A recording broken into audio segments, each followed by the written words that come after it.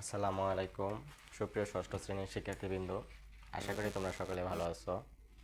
আলহামদুলিল্লাহ, তোমাদের দোয়া আমিও ভালো আছি। আজকে আমরা ষষ্ঠ শ্রেণীর বিয়োগ শিখব। এর আগে আমরা ষষ্ঠ শ্রেণীর যোগ করেছি। যারা বীজগণিতের যোগ পারো না তারা অবশ্যই আমাদের চ্যানেলে ঘুরে আসতে পারো। আমাদের চ্যানেলে ষষ্ঠ শ্রেণীর যোগ দেওয়া আছে, তোমরা অবশ্যই সেখান থেকে শিখে নেবা। আশা করি বুঝতে পারবা।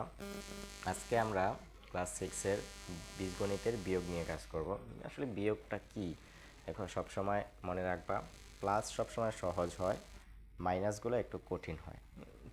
ষষ্ঠ শ্রেণী বাচ্চাদের ক্ষেত্রে তোমাদের জন্য একটু কঠিন, কিন্তু বুঝতে পারলে দেখবা যে একদম পানির মতো সহজ। এই ক্লাসটা শুধু ষষ্ঠ শ্রেণীর জন্যই না, সকল ক্লাসের জন্য। যারা অঙ্ক করতে চাও, যারা মোটেই অঙ্ক পারো না, প্লাস মাইনাস বুঝো না, তাদের জন্যই হচ্ছে এই যোগ বিয়োগ। যে তুমি ছোট ছিলা তখন মনোযোগী হও নাই পড়ার প্রতি, এখন একটু মনোযোগ হয়েছো কিন্তু এখন অঙ্ক করতে গেলে পারো না। ছোটোবেলা থেকে পড়ো নাই, দেখো নাই, বুঝো নাই, তখন এজন্য পারো না। এখন যদি তোমরা একটু আউটলিভাবে যদি এই ক্লাসগুলো একটু ফলো করো, অবশ্যই তোমরা এখান থেকে যোগ বিয়োগ পারবা, এবং যোগ বিয়োগ যদি পারো তাহলে অবশ্যই বড় বড় অঙ্ক পারবা। ষষ্ঠ শ্রেণীর জন্য যারা ক্লাস 6-এ আসো এবার, তারা দেখো আমরা কিভাবে বিয়োগ সমাধান করি। দেখো, আমাদের মেইন বইয়ের একটা অঙ্ক, এটা হচ্ছে 29 নম্বর অঙ্ক, বীজগণিতের বিয়োগ 29 নম্বর অঙ্কটা হচ্ছে কি, 3a plus 3ab plus 6bc minus 2ac এই একটা রাশি থেকে 2ab minus 4bc plus 8ac বিয়োগ করতে হবে। তাহলে এইটা থেকে এটা বিয়োগ করব, যার থেকে বিয়োগ করব সে উপরেই থাকবে। তাহলে আমরা এখানে লিখলাম 3ab plus 6bc minus 2ac লিখলাম। এবার এটার নিচে লিখব কি, 2ab minus 4bc plus 8ac। বিয়োগের ক্ষেত্রে একটা জিনিস সবসময় মনে রাখবা, বিয়োগের ক্ষেত্রে নিচের রাশির চিহ্নগুলো পরিবর্তন হয়ে যায়। নিচের রাশির চিহ্নগুলো কি হয়, পরিবর্তন হয়। এখন অঙ্কের চিহ্ন কোথায় থাকে সবসময় মনে রাখতে হবে, অঙ্কের চিহ্ন অঙ্কের বাম পাশে থাকে, বাম সাইডে কি থাকে, তার চিহ্ন থাকে। দেখো 2ab, এটার চিহ্ন কোথায়, বাম পাশ, এই পাশে কোনো চিহ্ন আছে নাই। বাম পাশে যদি কোনো চিহ্ন না থাকে তাহলে সেখানে কি থাকে, একটা প্লাস থাকে। তাহলে 2ab-র চিহ্ন কি, প্লাস, প্লাস 2ab। 4bc-র চিহ্ন এটা বাম পাশ, 4bc-র চিহ্ন হচ্ছে মাইনাস, 8ac-র চিহ্ন হচ্ছে কি, প্লাস। এবার বলো তো 3ab-র চিহ্ন কি, 3ab-র চিহ্ন অবশ্যই প্লাস, 6bc-র চিহ্ন অবশ্যই প্লাস, 2ac-র চিহ্ন কি, মাইনাস। এখন নিচের রাশির বিয়োগের ক্ষেত্রে নিচের রাশির চিহ্নগুলো কি হয়ে যাবে, পরিবর্তন হয়ে যাবে। যদি প্লাস থাকে মাইনাস হয়ে যাবে, মাইনাস থাকলে প্লাস হয়ে যাবে। তো দেখো এখানে 2ab চিহ্ন কি ছিল, কি প্লাস, তাহলে এখানে হয়ে যাবে মাইনাস। 4bcর চিহ্ন কি, মাইনাস, তাহলে এখানে হয়ে যাবে কি, এটা হয়ে যাবে প্লাস। এবার 8ac-র চিহ্ন কি, প্লাস, তাহলে এটা হয়ে যাবে কি, মাইনাস।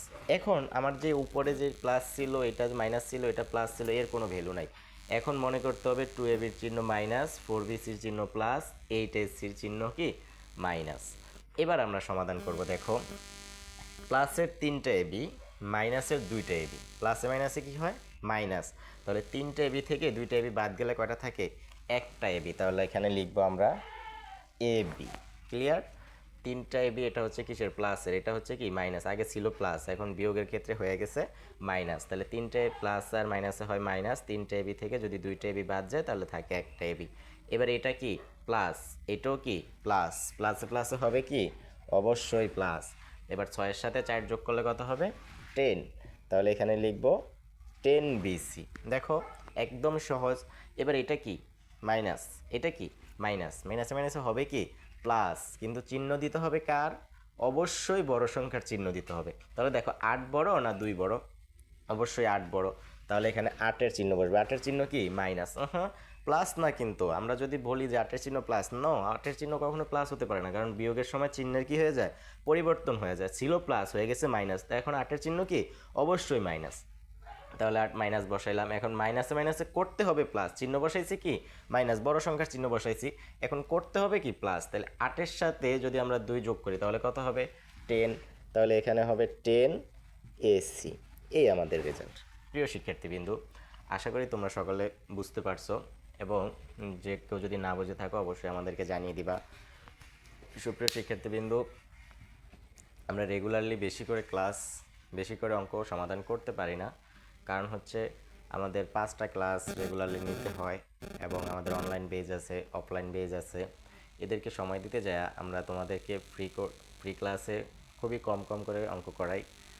এই অঙ্কটুকু যদি তোমরা বুঝো তাহলে একসময় অনেক বড় কিছু হতে পারবা, এবং যার যেখানে সমস্যা থাকে অবশ্যই আমাদেরকে জানিয়ে দিবা, অবশ্যই আমরা সমাধান করে দিব। যারা আমাদের নিকটস্থ আছো তারা অবশ্যই আমাদের অফলাইন বেজে ভর্তি হয়ে যাবা। আমাদের অফলাইন বেজের ঠিকানা সাফল্য কোচিং সেন্টার, গণিমিয়া সাইকেলিং সেন্টার, চরপেশন বলা। ভালো থাকবা, সুস্থ থাকবা। পরবর্তী ভিডিও দেখার আমন্ত্রণ রইল সবাইকে। আল্লাহ হাফেজ।